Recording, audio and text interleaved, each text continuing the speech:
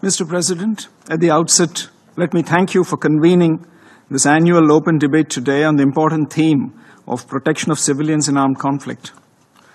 The world is witnessing a surge in armed conflict, and the civilians continue to be victims of such conflicts. It's highly alarming to see that in 2024, as per ICRC records, the number of victims affected by armed conflict has increased, with 56,000 cases registered of missing persons alone. It's a paramount responsibility of the national governments to create a conducive environment where civilians are safe and secure.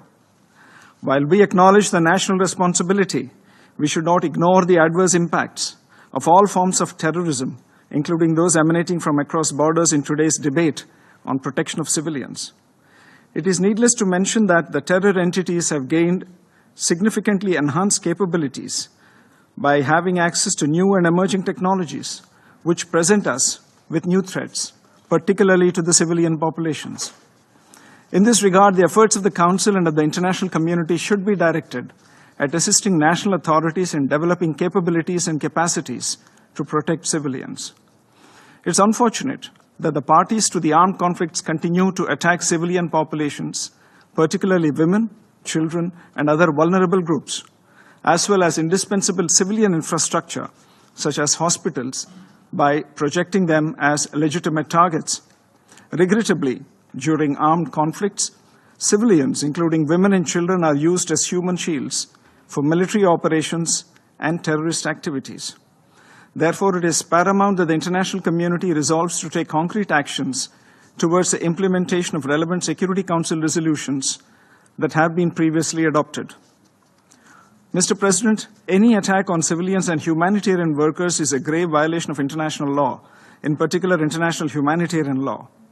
The existing legal framework concerning the protection of civilians cannot be overlooked.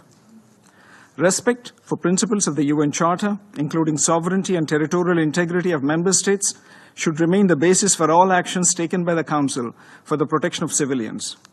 A politically motivated decision to intervene in an armed conflict situation may have devastating consequences, including to the civilian population, and therefore must be prevented. Furthermore, any intervention must be proportionate and based on credible and verified threat perception. The Council and the international community must take necessary measures to ensure effective and timely protection of civilians, including their life, dignity, and rights. The core principles of humanity, neutrality, impartiality, and independence must continue to guide the operations of all humanitarian agencies and organizations. Mr. President, I am constrained to respond to the baseless allegations of the representative of Pakistan on a number of issues. First, India has experienced decades of Pakistani-sponsored terrorist attacks across our borders. This has ranged from the horrific 26/11 attack on the city of Mumbai to the barbaric mass murder of innocent tourists in Pahalgam in April 2025. The victims of Pakistani terrorism have been predominantly civilians, since its objective has been to attack our prosperity, our progress, and our morale. For such a nation to even participate in a discussion on protection of civilians is an affront to the international community.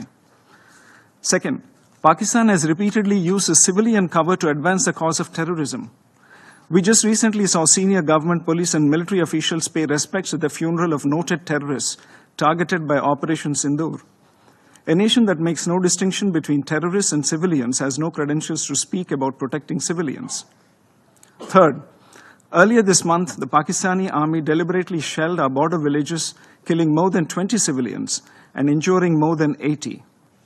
There was intentional targeting of places of worship, including gurudwaras, temples, and convents, as well as medical facilities. To preach at this body after such behavior is grossly hypocritical. Let us be clear. Protection of civilians should not serve as an argument for protection of UN-designated terrorists. The international community must come together on zero tolerance for terrorism and calling out those who sponsor and defend it. In conclusion, Mr. President, my delegation reaffirms its commitment to working in close cooperation with the international community to alleviate the suffering of civilians affected by armed conflict. I thank you, Mr. President.